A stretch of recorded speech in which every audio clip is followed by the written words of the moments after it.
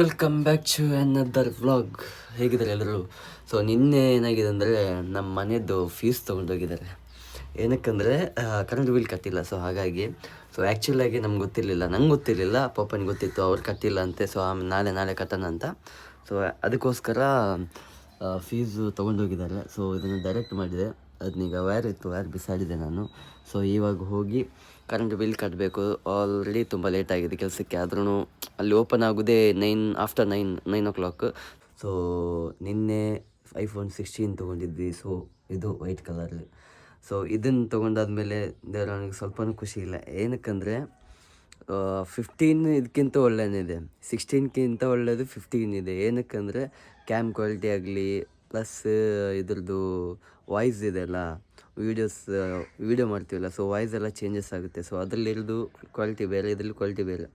ನಂಗೆ ಹಾಗೆ ಅನ್ನಿಸ್ತು. ಐ ಥಿಂಕ್ ಸೆಟ್ಟಿಂಗ್ಸ್ ಎಲ್ಲ ಮಾಡಲಿಕ್ಕೆ ಇರ್ಬೋದು. ಸೊ ಇದರಲ್ಲಿ ಇನ್ನೂ ಸೆಟ್ಟಿಂಗ್ಸ್. ಮಾರ್ನಿಂಗ್ ಅಂತೂ ಎಲ್ಲ ಮುಗೀತು ಅದ್ರ ಕೆಲಸ. ಫೀಸ್ ಎಲ್ಲ ಕೊಟ್ಟರು ನಮಗೆ, ಫೀಸ್ ತೊಗೊಂಡು ಬಂದ್ವಿ. ಸೊ ಬಟ್ ಏನಂದರೆ ಗಾಡಿಯಲ್ಲಿ ಮಾರ್ನಿಂಗ್ ನಾನು ಗಾಡಿನ ಸ್ವಲ್ಪ ನೋಡಿದೆ. ಆ ಗಾಡಿಯಲ್ಲಿ ಆವಾಗ ಲೈಟಾಗಿ ಒಂದು ಪ್ರಾಬ್ಲಮ್ ಇದೆ. ಏನಂದರೆ ಪ್ರಾಬ್ಲಮ್ ಅಂತಲ್ಲ, ಸೊ ಮೊನ್ನೆ ಅಷ್ಟೇ ಸ್ಟಿಕ್ಕರ್ ಹಾಕ್ಸಿದ್ದೆ, 2 days ಆಯ್ತು ಅಷ್ಟೇ. 2 daysಲ್ಲಿ ಮತ್ತೆ ಈ ಥರ ಯಾರೋ ಮಾಡಿದ್ದಾರೆ. ಸೊ ಯಾರಾದರೂ ಆಗಿರಲಿ ಪರವಾಗಿಲ್ಲ, ದೇವರು ಅವ್ರನ್ನ ಒಳ್ಳೇದಾಗಿ ಇಟ್ಕೊಳ್ಳಿ ಅಂತ ಕೇಳ್ಕೊತೀನಿ, ಬೇರೆ ಏನು ಹೇಳೋಕ್ಕೋಗಲ್ಲ. ಸೊ ಅವ್ರಿಗೆ ಅರ್ಥ ಆಗಬೇಕು, ನಾವು ಇಷ್ಟು ಕಷ್ಟಪಟ್ಟೆಲ್ಲ ಇಷ್ಟೊಂದು ಮಾಡ್ತೀವಿ, ಕಷ್ಟಪಟ್ಟು ಬೆಳೆಯೋರಿಗೆ ಈ ಥರ ಮಾಡಿದರೆ ಹೇಗೆ ಅಂತ. ಅದು ಪರವಾಗಿಲ್ಲ, ದೇವ್ರು ಇದನ್ನು ದೇವ್ರು ನೋಡ್ಕೊತಾನೆ. ನಿಮಗೆ ಇದು ಚಿಕ್ಕ ವಿಷಯನೇ ಆಗಿರ್ಬೋದು, ಬಟ್ ನಮಗೆ ನಾವು ಹಾಕಿ 2 daysಲ್ಲಿ ಈ ಥರ ಮಾಡಿದರೆ ನಮಗೆ ಎಷ್ಟು ಬೇಜಾರಾಗಿದ್ದಿಲ್ಲ.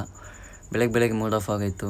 ಇಲ್ಲಿ ಪರವಾಗಿಲ್ಲ, ನೆಕ್ಸ್ಟ್ ಟೈಮ್ ಈ ಥರ ಮಾಡೋಕ್ಕೆ ಹೋಗ್ಬೇಡಿ ಅಂತ. ನಾನಂತಲ್ಲ, ಯಾರೇ ಆಗಲಿ ಪಾಪ ಅವ್ರು ಕಷ್ಟಪಟ್ಟು ಅದನ್ನೆಲ್ಲ ಮಾಡ್ತಾರೆ. ಸೊ ಹಾಗೆ ಯಾವತ್ತೂ ಮಾಡೋಕ್ಕೆ ಹೋಗ್ಬೇಡಿ ಅಂತ ಹೇಳ್ತಾ, ಸೊ ಅವ್ರು ಚೆನ್ನಾಗಿರಲಿ ಅಂತ ಹೇಳ್ತೀನಿ ಅಷ್ಟೇ, ಬೇರೆನೇ.